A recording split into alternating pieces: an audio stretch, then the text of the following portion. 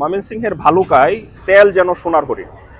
এখানে সবচেয়ে বেশি বেকায়দায় পড়েছেন প্রান্তিক খামারি যারা রয়েছেন, প্রান্তিক কৃষক যারা রয়েছেন তারা। কারণ এই উপজেলা নির্বাহী অফিসারের নির্দেশনা মাফিক ড্রাম এবং কন্টেইনারে করে তেল দেওয়া হচ্ছে না, যার ফলে যারা প্রান্তিক খামারি রয়েছেন, প্রান্তিক কৃষক রয়েছেন, যাদের অল্প পরিমাণ তেল লাগে, তারা বেশ ভোগান্তিতে পড়েছেন। উপজেলা নির্বাহী অফিসার আমাদেরকে যেমনটি জানিয়েছেন যে এই যে এই তেলের সংকট, সেটির কারণে তারা এই যে ফুয়েল কার্ড দেওয়ার কথা বলছেন, কিন্তু যারা প্রান্তিক কৃষক রয়েছে তারা কিন্তু এই যে কার্ড পাওয়ার যে ভোগান্তি সেটি এড়িয়ে যাওয়ার জন্য কিন্তু তারা এই তেল পাচ্ছে না, এবং সেটির কারণে কিন্তু কৃষিতে একটি ব্যাপক যে সমস্যা সেটি প্রান্তিক খামারিরা রয়েছে। এক্সট্রিম মশার কয়েল প্ল্যান্ট ফাইবার দিয়ে তৈরি, তাই সহজে ভাঙে না, সুগন্ধিযুক্ত ও নিরবিচ্ছিন্নভাবে জ্বলে। ডেঙ্গু, চিকুনগুনিয়া বাহি সহ যে কোনো মশার বিরুদ্ধে দেয় এক্সট্রিম সুরক্ষা। আরেকটি বিষয় জানিয়ে রাখি যে এই যে ময়মনসিংহের ভালুকা একটি শিল্পাঞ্চল, এখানে কিন্তু বেশ কিছু শিল্প প্রতিষ্ঠান রয়েছে। এই শিল্প প্রতিষ্ঠানের ভিতরে যে অভ্যন্তরীণ মেশিনগুলো রয়েছে সেগুলো পরিচালনার জন্য কিছু তেল লাগে। সেজন্য কিন্তু এই যে কারখানা কর্তৃপক্ষ রয়েছে তারা কিন্তু বিজিএমই বিকেএম এর কাছ থেকে একটি লিখিত এনেছেন, সেটি দিয়েও কিন্তু তারা তেল পাচ্ছে না, এবং সেটির তেল নেওয়ার জন্য বেশ কিছু এভিডেন্স সাথে দিতে হচ্ছে। সেটিও এক ধরনের ভোগান্তি বলে যারা শিল্প কর্মকর্তা যারা রয়েছেন তারা আমাদেরকে জানিয়েছেন।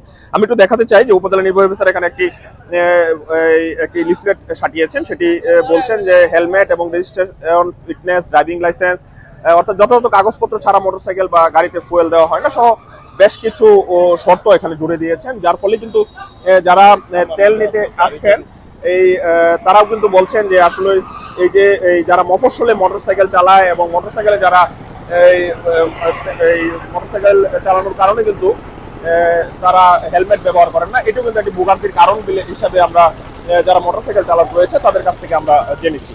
সব মিলিয়ে এই যে ময়মনসিংহের ভালুকার যে আমি যে ফিলিং স্টেশনটি রয়েছি সেটি ভালুকা, গফরগাঁও এবং ত্রিশাল অঞ্চলের একদম যে ত্রিমোহনা অর্থাৎ শান্তিগঞ্জ বাজার, এই বাজারে কিন্তু এই যে পেট্রোল পাম্প সেটি অবস্থিত, যার ফলে কিন্তু এই পেট্রোল পাম্পে যে মানুষের চাহিদা সেটি অনেক বেশি।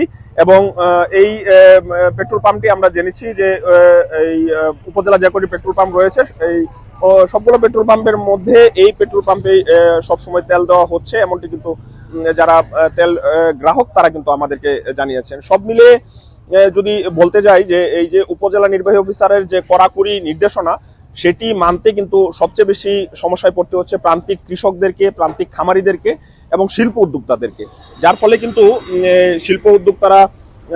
শিল্প উদ্যোক্তারা বলছেন যে বিজিএমই বিকেএমইর যে নির্দেশনা সেটিও যদি তারা না মানেন তাহলে কিন্তু দেশের যে পোশাক শিল্প এবং দেশের যে রপ্তানি খাত সেটিতে বেশ প্রভাব পড়বে। আমি যে পাম্পে রয়েছি এই পাম্পের যিনি স্বত্বাধিকারী হক ফিলিং স্টেশনের মালিক শরীফুল রহমান, তার সাথে আমরা একটু কথা বলবো। আমরা একটু জানতে চাই আপনার কাছে যে এই যে প্রান্তিক খামারি যারা রয়েছেন, প্রান্তিক কৃষক যারা রয়েছেন, তারা যখন তেল নিতে আসেন তখন আপনারা কি কি টাইপের কাগজ চান, আমরা একটু জানতে চাই আপনার কাছে।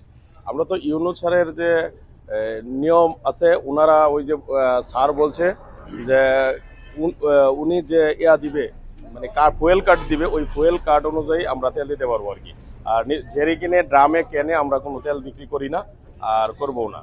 আর ওইখান থেকে কৃষি অফিসার আছে বা এই শিল্প কারখানা বা পানি সম্পদের ডাক্তার আছে, এবং ওনারা যারা কার্ড দিছে আমরা ওই কার্ড অনুযায়ী নিয়ম মাফিক আমরা তেল দিচ্ছি।